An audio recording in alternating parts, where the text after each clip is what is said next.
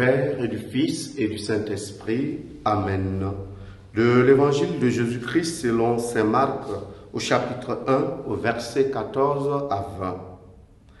Après l'arrestation de Jean, Jésus partit pour la Galilée proclamer l'Évangile de Dieu.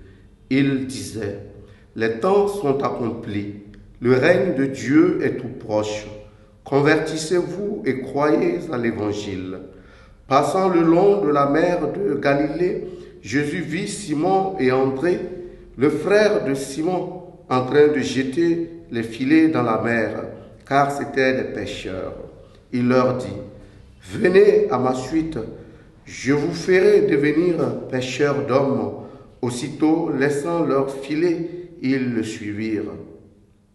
Jésus avança un peu et il vit Jacques, fils de Zébédée, et son frère Jean qui étaient dans la barque et réparaient les filets. Aussitôt Jésus les appela. Alors, laissant dans la barque leur père Zébédée avec ses ouvriers, ils partirent à sa suite. Acclamons la parole de Dieu. Louange à toi, Seigneur Jésus. Bien-aimés dans le Seigneur, en cette année nouvelle, je voudrais vous formuler mes vœux les meilleurs, que le Seigneur vous comble des richesses de sa grâce, qu'il vous garde tout au long de cette année et 2020, qu'il vous accorde la santé nécessaire et qu'il vous protège de tout danger. Comme nous venons d'écouter tout à l'heure, l'évangile de ce jour nous permet de prendre conscience d'une réalité. La réalité, c'est le Christ qui nous apporte la bonne nouvelle. Autrement dit, c'est le sens même du mot évangile que nous entendons aujourd'hui. Évangile comme bonne nouvelle.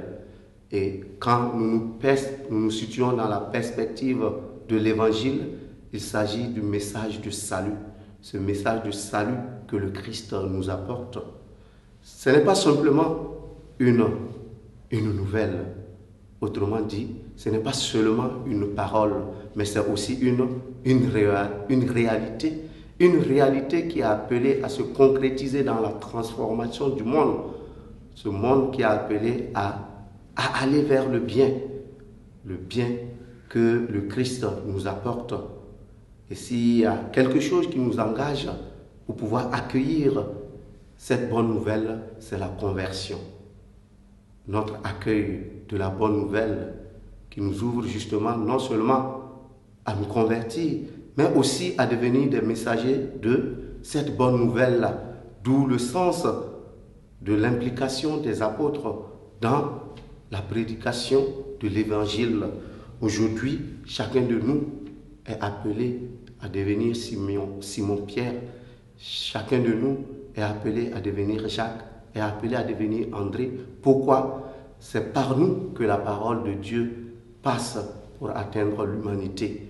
Au cours de cette journée, nous allons demander au Seigneur qu'il nous accorde non seulement la grâce de la conversion, qu'il nous ouvre à accueillir sa parole, mais qu'il fasse de nous les témoins de cette parole. Loué soit Jésus-Christ.